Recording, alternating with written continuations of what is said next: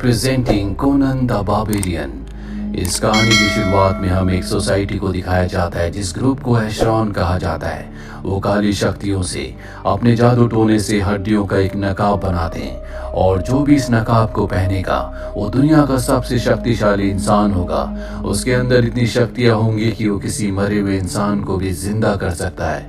और अब जबकि एशरॉन की सेना बहुत शक्तिशाली हो चुकी है, वो पूरी दुनिया पर अपना कब्जा करना चाहती है। लेकिन जब इस सेना का सामना बारबेरियन से होता है जो कि बहुत ही खतरनाक योद्धा हैं, वो इनसे नहीं डरते, वो इनका सामना करते हैं और इस सेना को हराकर एशरॉन की हड्डियों के नकाब को भी तोड़ दिया जाता है। और अब उस हड्डी के बने नकाब के टुकड़ों को ये अलग अलग जगह जमीन में दफना देते हैं ताकि कोई भी उसे हासिल ना कर सके। और तभी एक भविष्यवाणी होती है कि कोई इस नकाब को दोबारा हासिल करेगा, पर एक बच्चा जो जंग के मैदान में पैदा होगा वो उस नकाब पोश को हरा देगा। एशरॉन को हराने के बाद बारबेरियंस एक दुष्ट राजा के खिलाफ लड़ रहे होते हैं और तभी बारबेरियंस के लीडर की जो पत्नी होती है जंग के मैदान में एक बच्चे को जन्म देती है, पर उस बच्चे को जन्म देते ही उसकी मृत्यु हो जाती है। इस बच्चे का नाम कोनन रखा जाता है और अब कई साल बीत चुके हैं। कोनन भी अब थोड़ा बड़ा हो चुका है। कोनन का एक ही सपना है कि वो योद्धा बने, क्योंकि बारबेरियंस योद्धा होते हैं। एक दिन इनके कबीले इनके गांव के ऊपर एक सेना हमला कर देती है। ये खालार की सेना है। दरअसल इनके गांव में आज भी उस नकाब का एक टुकड़ा है, इसीलिए खालार की सेना ने इनके ऊपर हमला किया होता है जो इनके कबीले के लगभग सभी लोगों को मार देते हैं। कोनन के पिता को भी पकड़ लिया जाता है और अब खालार की जो बेटी होती है वो अपने सूंघने की शक्ति से ये पता लगा लेती है कि वो नकाब, उस मुखौटे का टुकड़ा कहाँ पर है। उस टुकड़े के मिलने के बाद इनका नकाब पूरा हो चुका है, इसीलिए सब के सब यहाँ से निकल जाते हैं। कोनन भी अपने पिता के पास आता है जिसे बांधा गया होता है, लेकिन खालार ने कोनन के पिता को इस तरह से बांधा होता है या तो कोनन अपने आप को बचा सकता है या अपने पिता को। उसके पिता अपने आप को सेक्रीफाइस कर लेते हैं, जिसके बाद कोनन को बहुत गुस्सा आता है और वो तय करता है कि अपने पिता की मौत का बदला वो खालार से जरूर लेगा।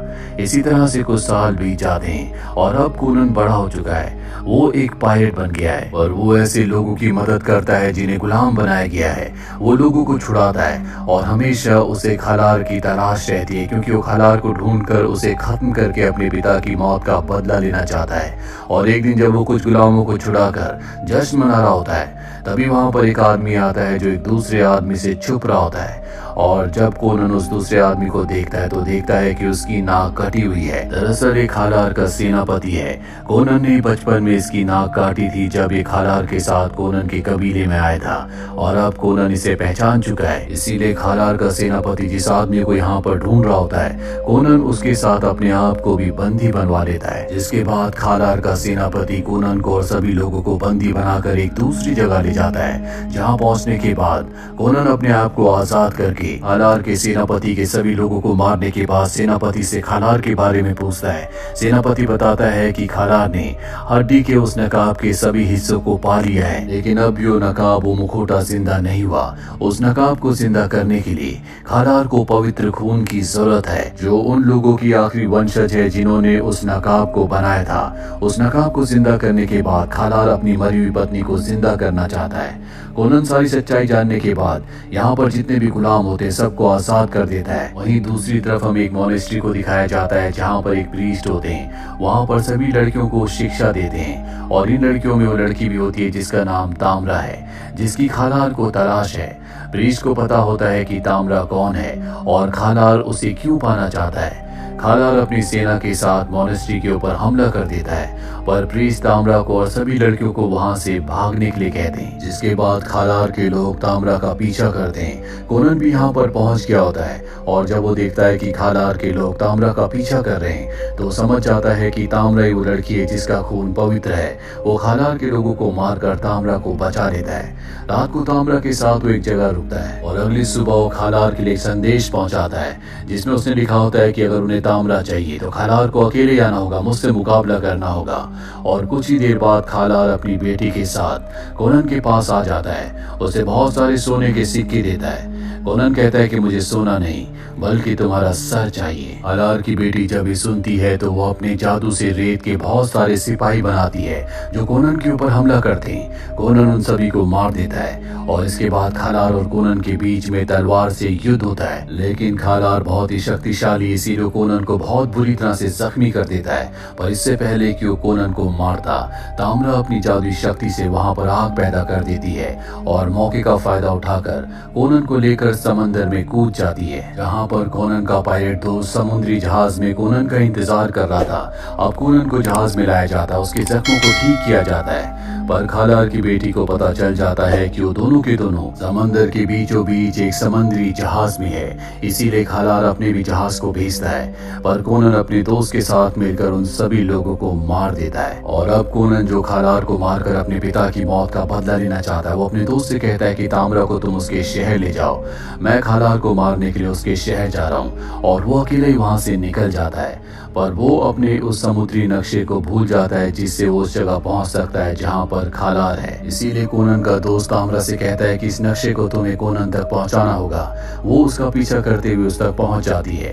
साथ ही अब यहाँ पर ताम्रा को कोनन से प्यार हो गया है, वो उससे अपने प्यार का इजहार करती है। और कोनन कहता है कि मैं अपनी वजह से तुम्हारी जान को खतरे में नहीं डाल सकता, और वैसे भी मुझे खालार से अपने पिता की, अपने गाँव वालों की मौत का बदला लेना है। और अब ये रात एक दूसरे के साथ गुजारते हैं। इसके बाद अगली सुबह ताम्रा जब पानी के जहाज की तरफ जा रही होती है, तभी उसे खालार के लोग पकड़कर अपने साथ ले जाते हैं। खालार जिस जगह पर रहता है बहुत ही खतरनाक जगह है, और अब ताम्रा को इस जगह लाया जा चुका है जहां पर ये उस रिचुअल को करना चाहते हैं, जिसके बाद वो नकाब जिससे किसी भी इंसान को जिंदा किया जा सकता है, उस नकाब को जिंदा करके सबसे पहले खालार अपनी पत्नी को जिंदा करना चाहता है। साथ ही दुनिया का सबसे ताकतवर इंसान भी बन जाएगा।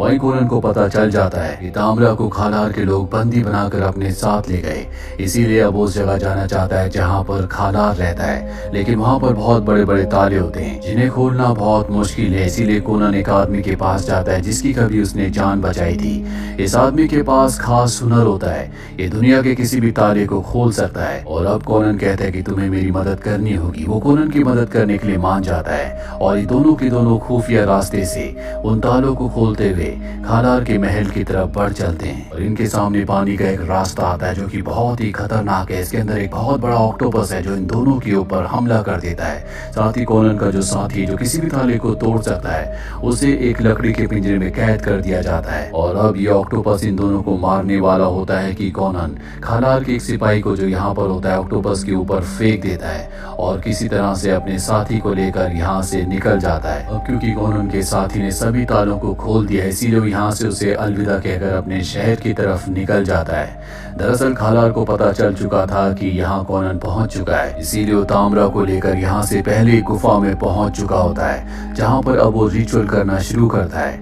और ताम्रा के खून से वो उस नकाब को जिंदा कर देता है। नकाब एक बार फिर से कई सालों के बाद जिंदा हुआ है, जो देखकर खालार को बहुत खुशी होती है। वो उस नकाब को पहन लेता है और अब वो अपनी पत्नी को जिंदा करना चाहता है। पर तभी कोनन यहाँ पर खालार के एक सैनिक को मारकर उसके भेष में खालार के पास आ जाता है और उसके ऊपर हमला कर देता है। इन दोनों के बीच में अब लड़ाई होना शुरू हो जाती है, जिससे पूरी की पूरी गुफा हिलने लगती है। ताम्रा को एक बहुत बड़े लकड़ी के पहिए के साथ बांधा किया था, वो नीचे खाई में गिरने लगता है पर बीच में अटक जाता है, जिसके बाद कोनन उसे बचाने के लिए उस पहिए के ऊपर कूद जाता है। खालार भी उस पहिए के ऊपर आ जाता है और इन दोनों के बीच में तलवारबाजी होना शुरू हो जाती है। पर कोनन किसी तरह से ताम्रा को आजाद कर देता और कहता है कि तुम यहाँ से भागो। और जब ताम्रा यहाँ से भाग रही होती है तभी खालार की बेटी उसे सूंघते हुए उस तक पहुंच जाती है, जिसके बाद इन दोनों के बीच में लड़ाई होना शुरू हो जाती है। पर खालार की बेटी का ताम्रा सामना नहीं कर सकती क्योंकि वो बहुत शक्तिशाली है, इसीलिए कोनन को आवाज लगाती है। कोनन खालार को छोड़कर उसकी मदद करने के लिए नीचे आता है, जिसके बाद वो खालार की बेटी को मार देता है और अब ये दोनों के दोनों भागने लगते हैं। इनके सामने एक लकड़ी का ब्रिज होता है और जब ये उस ब्रिज को पार करने की कोशिश कर रहे होते हैं अभी ताम्रा के पैर के नीचे की लकड़ी टूट जाती है, वो नीचे गिरने लगती है, लेकिन कोनन उसकी चेन को पकड़ लेता है जिससे वो बंधी होती है और अब वो उसे ऊपर खींचने की कोशिश कर ही रहा होता है कि तभी सामने से खालार आ जाता है। खालार अब नकाब की मदद से अपनी पत्नी की आत्मा को बुलाता है क्योंकि वो चाहता है कि उसकी पत्नी की आत्मा ताम्रा की बॉडी के अंदर चली जाए। दरअसल उसकी पत्नी भी उसी की बेटी की तरह एक बहुत बड़ी जादूगरनी थी और अब वो अपनी पत्नी की आत्मा को बुलाता है, जिसके बाद उसकी पत्नी की आत्मा आती है और ताम्रा की बॉडी के अंदर एंटर करके उसे पोजेस करने की कोशिश कर रही होती है। और इससे पहले कि खालार अपने इरादों में कामयाब होता, कॉनन अपने पिता की तलवार से, जो कई सालों से खालार के पास थी, इस ब्रिज की रस्सी को काट देता है, जिससे खालार नीचे गिरने लगता है। नीचे लावे की नदी है जिसमें गिरकर उसकी मृत्यु हो जाती है। वहीं खालार की पत्नी की आत्मा अब ताम्रा की बॉडी से निकल चुकी है। कॉनन ताम्रा को लेकर इस जगह से निकल जाता और उस जगह पहुंचता है जहां पर कभी ताम्रा का जन्म हुआ था। वो ताम्रा से कहता है कि हम दोबारा जरूर मिलेंगे और अब यहाँ से वो अपने विलेज, अपने कबीले जाता है जहाँ से कई साल पहले वो अपने पिता के साथ, अपने लोगों के साथ रहा करता था। और अब यहाँ पर कोई भी नहीं रहता क्योंकि खालार ने सबको मार दिया था। वो अपने घर के अंदर जाता और अपने पिता की तलवार को उसी जगह पर रखता है जहाँ पर उसके पिता रखा करते थे। कॉनन आज खुश है क्योंकि उसने अपने पिता की मौत का बदला ले लिया। और इसी के साथ ये फिल्म, ये कहानी यहीं पर खत्म हो जाती है। उम्मीद करते हैं कि ये कहानी आपको पसंद आई होगी।